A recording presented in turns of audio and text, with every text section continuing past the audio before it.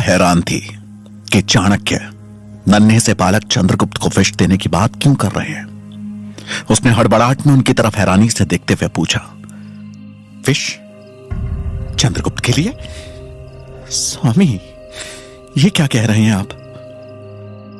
चाणक्य अपनी पत्नी की दुविधा समझ रहे थे और उन्होंने उसे शांत करते हुए कहा, तुम तो जानती हो यशोधरा कि विष ही विष का काट है। मैं चंद्रगुप्त को इतना मजबूत बनाना चाहता हूं कि इस पे किसी भी विष का असर ना हो। इसलिए मैं आज और अभी से इसके भोजन में थोड़ी थोड़ी मात्रा में विष मिलाना शुरू कर रहा हूं। कल को जब यह राजा बनेगा तो इसके कई दुश्मन होंगे, लेकिन उस समय तक यह विष इसका दुश्मन नहीं बल्कि इसका मित्र बन चुका होगा। दुनिया का कोई भी विष चंद्रगुप्त का बाल भी बांका नहीं कर पाएगा। चाणक्य की इस सोच ने यशोधरा की चिंता कम कर दी और मुस्कुराते हुए उसने जवाब दिया, आपकी लीला तो बस आप या भगवान ही जान सकते हैं। उनकी बात सुनकर चाणक्य बोले,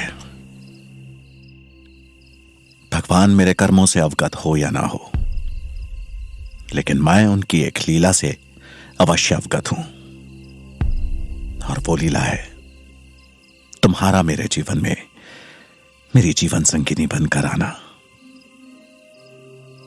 तुम्हारा सहयोग ही है यशोधरा, जिसने मेरे लिए हमेशा से एक प्रेरणा बनने का काम किया है। चाणक्य की बात सुनकर यशोधरा शर्मा गई और बोली, भोजन करें, बेचारा बच्चा भूखा होगा।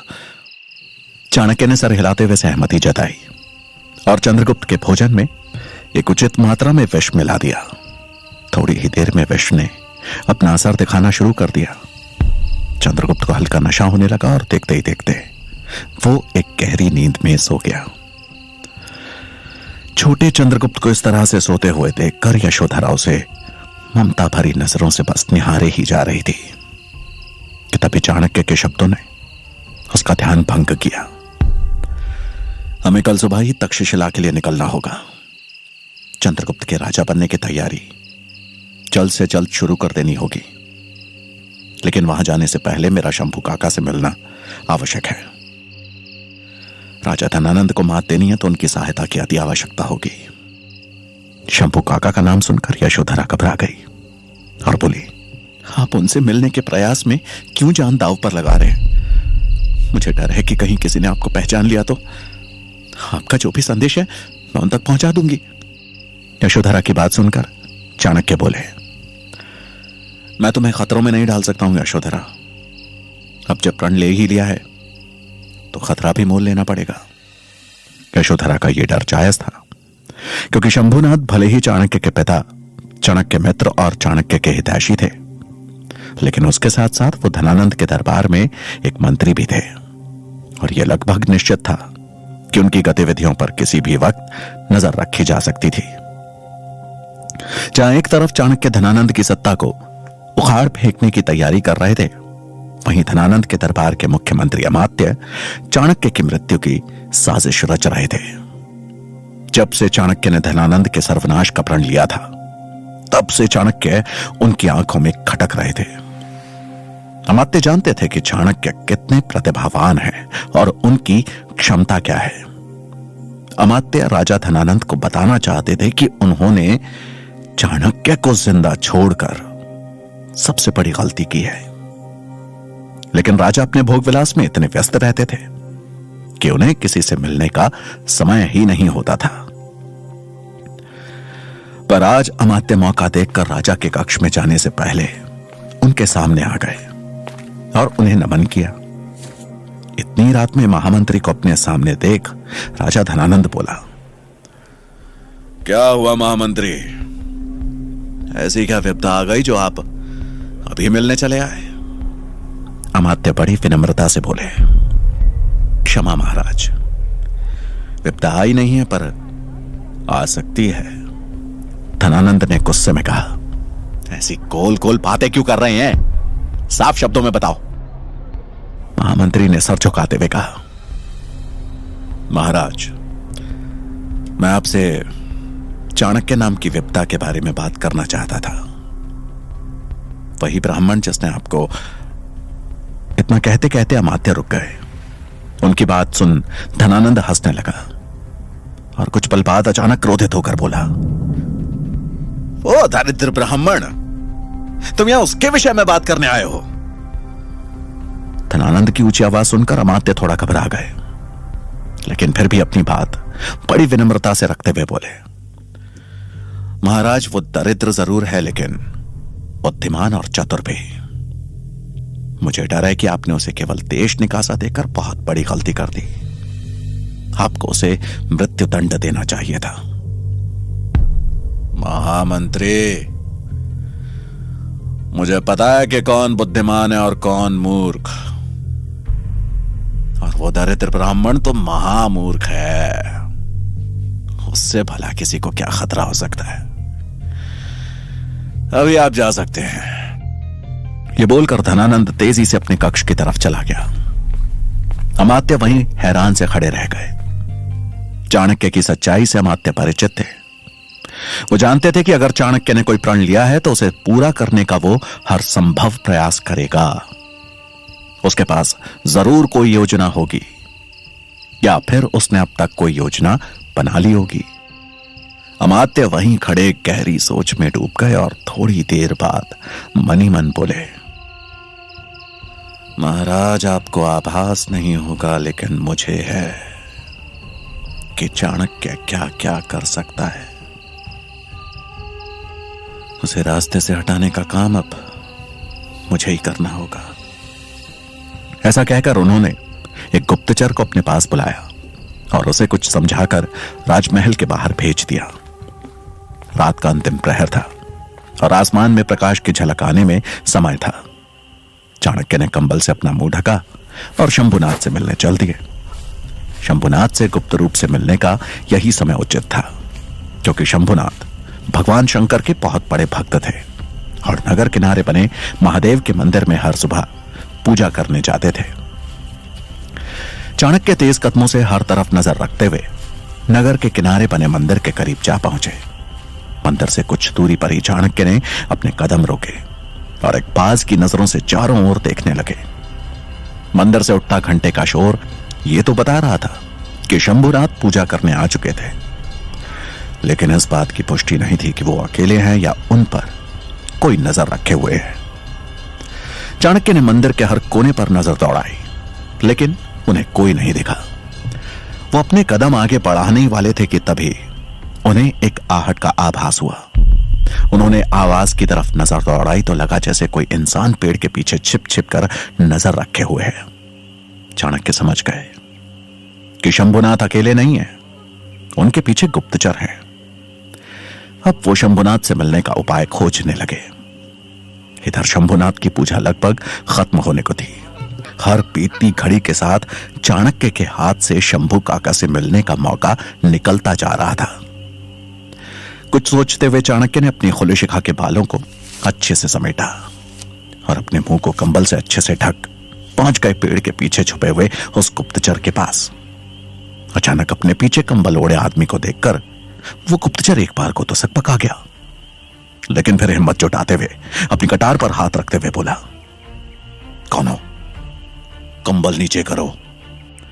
चाणक्य निर्भीक खड़े रहे और उसकी आंखों में आंखें डालकर बोले, कहां से गुप्तचर होने की शिक्षा ली है मूर्ख? इतना भी नहीं पता कि एक गुप्तचर का सबसे पहला शस्त्र उसकी गोपनीयता है। चाणक्य की बात सुनकर वो डर गया, लेकिन फिर अपने आप को संभालते हुए बोला, तुम्हें कैसे पता चला कि मैं गुप्तचर हूं? तुम जैसे सैकड़ों ढोंगियों से पाला पड़ता है मेरा। अंतिम अवसर दे रहा हूं, कंबल नीचे करो। ऐसा कहकर उसने अपनी कटार निकाल ली, जिसे देख चाणक्य ने दोगुने क्रोध का प्रदर्शन करते हुए कहा, मूर्ख, अपने से वरिष्ठ गुप्तचर को कटार दिखाएगा? मंत्री शंभुनाथ पर ही नजर रखने भेजा था ना तुम्हें कि कहीं वो उस दरिद्र ब्राह्मण से संपर्क करने की कोशिश करे। तो क्या सही से अपना काम कर रहे हो? अपने आत्मविश्वास के बल पर अब चाणक्य उस गुप्तचर पर हावी होते दिख रहे थे। उस गुप्तचर की कटार पर पकड़ ढीली होने लगी थी। ये देख चाणक्य ने और दृढ़ता के साथ कहा, चेहरा तुमने ढका नहीं है और अब क्या कानों में भी रुई डाल के बैठे हो? जो मंदिर के पीछे हो रही है आहट तक नहीं सुनाई दे रही तुम्हें? शर्म आ रही है मुझे तुम्हें देखकर। समझ नहीं आ रहा कि क्या पूछा। क्या हुआ आचार्य? क्या मेरे आतिथ्य में कोई कमी रह गई? क्या मुझसे कोई गलती हुई है? उसकी बात सुनकर चाणक्य बोले, नहीं तांबी। अब आए तुरंत उनके पास गए और अपना कंबल हटाते हुए उन्हें प्रणाम किया। अपने सामने चाणक्य को देख शंभुनाथ घबरा गए और इधर उधर देखते हुए बोले, पुत्र तुम्हें पता है कि अगर तुम्हें यहां किसी ने देख लिया तो मृत्युदंड तय है। चाणक्य ने उनको शांत करते हुए कहा, मुझे आभास है काका, पर आप निश्चिंत रहें, अभी हम पर किसी की नजर नहीं है। मैं आपसे मिलकर बस आपको बताना चाहता था कि धनानंद के सर्वनाश की प्रक्रिया शुरू हो गई है। मैं एक बालक को भावी राजा बनाने की शिक्षा देने तक्षशिला लेकर जा रहा हूं और धनानंद को गद्दी से हटाने की मेरी इस योजना में मुझे आपकी आवश्यकता होगी। आपकी मदद के बिना यह योजना सफल नहीं हो सकती, इसलिए आपसे प्रार्थना करने आया हूं। चाणक्य की बात सुनकर शंभुनाथ बोले, पुत्र, मुझ जैसा बूढ़ा आदमी भला तुम्हारी क्या मदद कर सकता है? लेकिन तुम्हारा जो भी प्रायोजन है बताओ। चाणक्य ने उत्तर देते हुए कहा, मैं चाहता हूं कि आप बस धनानंद के शासन के कमजोर हिस्सों पर नजर रखें, क्योंकि अवसर आने पर सबसे पहला वार उन्हीं कमजोर पहलुओं पर करना होगा। मैं जल्द ही तक्षशिला से लौटकर आपसे मिलूंगा। चाणक्य का प्रस्ताव सुनकर शंभुनाथ बोले, मगध की नियति का बदलना आवश्यक है। मुझसे जो बन पड़ेगा मैं करूंगा, फिर चाहे इसके लिए मुझे अपने प्राण ही क्यों ना त्यागने पड़े। तुम जाओ पुत्र और अपना कार्य करो। मैं बाबा विश्वनाथ से तुम्हारी कुशलता की कामना करूंगा। चाणक्य के चेहरे पर एक संतोष का भाव आ गया। उन्होंने शंभू काका के पांव छुए और कहा, एक बात और काका, आपके पीछे राजमहल के गुप्तचर लगा दिए गए हैं। मुझे लगता है कि हमारी मित्रता की भनक मंत्रिमंडल के किसी मंत्री को लग चुकी है। आपसे निवेदन है, जो भी करें सतर्कता के साथ करें। शंभुनाथ ने चाणक्य को सराहनीय नजरों से देखा और बोले, अवश्य पुत्र, तुम भी अपना ख्याल रखना। ऐसा कहकर उन्होंने चाणक्य को आशीर्वाद दिया और आगे बढ़ गए। उनके जाते ही चाणक्य ने वापस अपना कंबल ओढ़ा और उस गुप्तचर के लौटने का इंतजार करने लगे। कुछ ही देर में वो गुप्तचर दौड़ता हुआ वापस आया और चाणक्य के पास पहुंचकर बोला, मैंने मंदिर के पीछे का पूरा हिस्सा छान मारा मानने पर, लेकिन वहां कोई नहीं था। चाणक्य ने उसे घूरते हुए प्रश्न किया, कोई नहीं था या तुम्हारे पहुंचने तक भाग चुका था? चाणक्य के इस प्रश्न का उसके पास कोई उत्तर नहीं था। उसके चेहरे पर डर साफ झलक रहा था। चाणक्य ने उसका डर भांपकर थोड़ी नर्म आवाज में कहा, यह पहली भूल थी, इसलिए इसे सुधारने का अवसर दे रहा हूं। लेकिन याद रखना, अगली बार गलती की तो मेरी तलवार और तुम्हारा शीश होगा। अब इससे पहले कि शंभुनाथ दूर निकल जाए, जाओ उनके पीछे। उस गुप्तचर ने उन्हें नमन किया और चल दिया शंभुनाथ के पीछे। उसके जाते ही चाणक्य ने अपना कंबल हटाया। उनके चेहरे पर एक संतोष भरी मुस्कान थी। आखिर हो भी क्यों ना, मगध आने के उनके दोनों प्रायोजन पूरे जो हो गए थे। शंभुनाथ से मिलकर चाणक्य घर पहुंचे। उनको सकुशल लौटा देखकर यशोधरा की चिंता दूर हुई। वो पूरी तैयारी कर चाणक्य के लौटने का इंतजार ही कर रही थी। यशोधरा से विदा लेते हुए चाणक्य ने कहा, अपना ख्याल रखना यशोधरा। यशोधरा को उनके जाने का दुख हो रहा था, लेकिन उसने उस दुख को मुस्कान की चादर से ढककर जवाब दिया, आप मेरी चिंता मत कीजिए, मैं देवी मां से आप दोनों की कुशलता के लिए प्रार्थना करूंगी।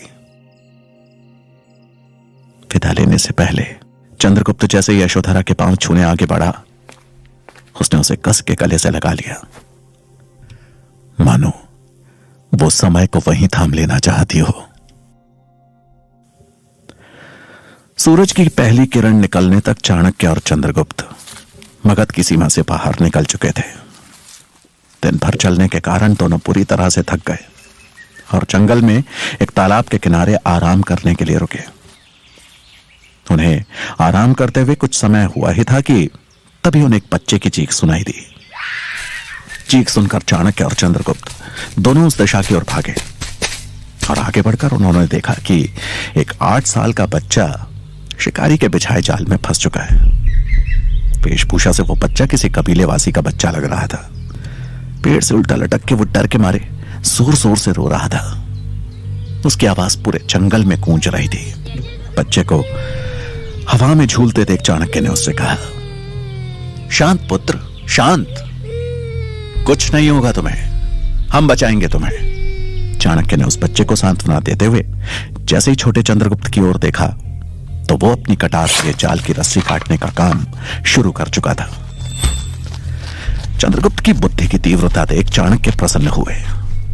वो चंद्रगुप्त द्वारा काटी जा रही रस्सी के कटते हुए सिरे के वजन को संभालने के लिए जैसे ही उसकी ओर पड़े कि अचानक वो रस्सी अधकटे सिरे से टूट चंद्रगुप्त के हाथों से फिसल गई। जाल में कैद वो बच्चा हवा की गति से नीचे की ओर गिरा और इससे पहले कि वो जमीन से टकराता चाणक्य ने फुर्ती दिखाते हुए उसके नीचे आ अपने हाथ फैला दिए और वो बच्चा जमीन में टकराने के बजाय उनकी गोद में आ गिरा। बच्चे को बचा चाणक्य अभी संभले ही थे कि तभी धनुष से छूटा एक तीर बिजली की गति से उनकी छाती पर लगने ही वाला था कि उन्हें एक जोर का धक्का लगा। अचानक लगे इस धक्के से चाणक्य उस बच्चे को लेकर जमीन पर गिरे और वो तीर हवा में छलांग लगा रहे चंद्रगुप्त के पांव को चीरता हुआ पेड़ के तने से जा टकराया। चंद्रगुप्त ने चाणक्य को धक्का दे उस तीर का शिकार होने से बचा लिया, लेकिन खुद घायल हो गया। चाणक्य ने अपने हमलावर को देखने के लिए जैसे ही उस दिशा की ओर नजर दौड़ाई तो सामने हाथ में धनुष लिए एक आदमी खड़ा था, ढक रखा था। अगले ही पल उस आदमी ने अपने धनुष पर दूसरा तीर चढ़ा लिया और इससे पहले कि वो उस तीर से चाणक्य को अपना निशाना बनाता, एक तरफ से आता तीर उसकी बाजुओं को चीरता हुआ निकल गया और उसका धनुष उसके हाथ से छिटक कर दूर जा गिरा। चाणक्य ने पीछे पलट कर देखा तो कबीले का एक आदमी हाथ में धनुष लिए उनकी तरफ बढ़ रहा था। उसने हमलावर पे एक और तीर से वार किया, लेकिन इस बार हमलावर ने बड़ी फुर्ती से उस तीर को चकमा दे दिया। वो आदमी हमलावर को मारने के लिए उसके पीछे भागा, लेकिन तब तक वो किसी साई की तरह गायब हो चुका था। तभी उस आदमी ने अपने बच्चे की आवाज सुनी और उसके पास पहुंच उसे अपने सीने से लगा लिया। आज उसका बच्चा उसी के बिछाए जाल में फंस चुका था। इधर चाणक्य चंद्रगुप्त की तरफ दौड़े तो देखा कि उसके पैर से खून की धार बह रही थी। छोटा चंद्रगुप्त दर्द से करहा रहा था। चाणक्य ने तुरंत अपनी धोती का एक सिरा फाड़ा और खून का संचार रोकने के लिए उसके पैर को कस के बांधते हुए बोले, चिंता मत करो चंद्रगुप्त, मैं तुम्हें कुछ नहीं होने दूंगा। तभी वो कबीले का आदमी अपने बच्चे को लेकर चाणक्य के पास आकर बोला, मेरे बच्चे की जान बचाने के लिए आपका धन्यवाद। मेरा कबीला पास में है, वहां चलिए, इस बच्चे के घाव का तुरंत उपचार करना आवश्यक है। चाणक्य को समय की गंभीरता समझ में आ रही थी और वो उस नवयुवक की मदद से चंद्रगुप्त को लेकर कबीले आ पहुंचे। कबीला जंगल के पास की नदी के मुहाने पे बसा था, जहां के लोग जड़ी बूटियों के व्यापार का काम करते थे। कुछ ही समय में एक बूढ़े वैद्य ने वहां पहुंचकर चंद्रगुप्त का उपचार करना शुरू कर दिया। उपचार कर वैद्य ने चाणक्य से कहा, चिंता ना करें मान्यवर, ये 2-3 दिन में ठीक हो जाएगा, इसे आराम करने की आवश्यकता है। चाणक्य ने वैद्यराज को नमन किया और वो वहां से चले गए। तभी वो कबीले का आदमी चाणक्य के पास आकर बोला, मान्यवर, इतनी जल्दबाजी में मैं अपना परिचय देना ही भूल गया। मेरा नाम तामी है। मेरी नजर कहती है कि आप किसी गुरुकुल के आचार्य हैं। उसको देख चाणक्य बोले, सही पहचाना तुमने, मैं तक्षशिला का आचार्य चाणक्य हूं। हमारी जान बचाने के लिए बहुत बहुत धन्यवाद, लेकिन मुझे लगता है कि मुझे चंद्रगुप्त को लेकर यहां से निकलना चाहिए। चाणक्य द्वारा अचानक लिए गए निर्णय को सुनकर तांबी ने चौंक के पूछा, क्या हुआ आचार्य? क्या मेरे आतिथ्य में कोई कमी रह गई? क्या मुझसे कोई गलती हुई है? उसकी बात सुनकर चाणक्य बोले, नहीं तांबी, तुमने तो हम अजनबियों की जान बचाई है, हमारा स्वागत अपने परिवार की तरह किया है। लेकिन मेरी दुविधा का कारण कुछ और है। मुझे मारने जो आदमी आया था वो कोई साधारण आदमी नहीं, बल्कि मसाई सैनिक था। मगधी एक ऐसा राज्य है जहां गुप्त हत्या करवाने के लिए मसाई सैनिकों का इस्तेमाल किया जाता है, और ये मसाई सैनिक अपने लक्ष्य को पूर्ण किए बगैर रुकते नहीं है। मुझे डर है कि अगर वो हमारा पीछा करते हुए इस कबीले में आया तो तुम्हारे परिवार पर खतरा बन सकता है। यह सुनकर तांबी ने हाथ जोड़े और बोला, आचार्य, आप हमारे अतिथि हैं और चंद्रगुप्त के ठीक होने तक निश्चित होकर यहां रहें। रही बात सुरक्षा की, तो उसकी जिम्मेदारी आप हम पर छोड़ दीजिए। मैं आश्वासन देता हूं, किसी को कुछ नहीं होगा। चाणक्य उसकी बात सुनकर मुस्कुराए और फिर चंद्रगुप्त के हाल जानने के लिए घर के अंदर चले गए। चाणक्य ने पूरी रात एक पिता की तरह चंद्रगुप्त का ख्याल रखा, और सवेरे जब उसकी निद्रा टूटी तो चाणक्य ने मुस्कुराते हुए उसके सिर पर हाथ फेरते हुए उससे पूछा, मुझे बचाने के लिए अपनी जान दांव पर लगाना उचित था? चंद्रगुप्त ने अपनी भोली आवाज में उत्तर दिया, मैं नहीं चाहता कि आप पर कभी कोई भी खतरा मंडराए आचार्य, लेकिन जब कभी भी ऐसी स्थिति आएगी तो काल और आपके बीच में खड़ा मिलूंगा मैं। छोटे चंद्रगुप्त का उत्तर सुन चाणक्य हंस दिए। अगले कुछ दिनों में चंद्रगुप्त का पैर एकदम ठीक हो गया। वो चलने क्या भागने लायक बन गया। चाणक्य ने तांबी से विदा लेते हुए तक्षशिला की अपनी यात्रा एक बार फिर शुरू की। इस पूरी यात्रा के दौरान वह बहुत सतर्कता से आगे बढ़ रहे थे। मसाई सैनिक भले ही न लौटाओ, लेकिन वो किसी भी समय उनका पीछा करते हुए उन तक पहुंच सकता था। कुछ ही दिनों में चाणक्य तक्षशिला विश्वविद्यालय के द्वार पे आ पहुंचे। विशाल काय द्वार के ऊपर बड़े बड़े अक्षरों में लिखा हुआ था तक्षशिला विद्यालय, जिसको देखकर चाणक्य के चेहरे पर एक शांत मुस्कान बिखर गई, जैसे कि उन्होंने अपने किसी बड़े लक्ष्य को पा लिया हो। तक्षशिला का विशाल काय प्रांगण देख चंद्रगुप्त के चेहरे पर उत्साह था। सैकड़ों विद्यार्थियों को अलग अलग विद्याओं का अभ्यास करते देख उसकी आंखों में एक चमक आ गई, एक उम्मीद की किरण जाग उठी। चाणक्य चंद्रगुप्त को एक जगह प्रतीक्षा करने की बात कहकर आचार्य कक्ष की तरफ चल दिए, जहां विश्वविद्यालय के कुलपति और बाकी शिक्षकगण भी मौजूद थे। चाणक्य ने कुलपति और बाकी शिक्षकगणों को प्रणाम करते हुए बड़ी विनम्रता से कहा, कुलपति महोदय और सभी शिक्षकगण, मैं यहां अपने साथ एक बालक को लाया हूं जिसका नाम चंद्रगुप्त है। उसकी क्षमता का परीक्षण करने के बाद ही मैं उसे अपने साथ तक्षशिला लेकर आया हूं। मैं चाहता हूं कि आप सभी शिक्षकगणों से गुरुकुल में शिक्षा के औपचारिक प्रवेश की अनुमति दें। तभी वहां बैठे आचार्य गजानन कुलपति की तरफ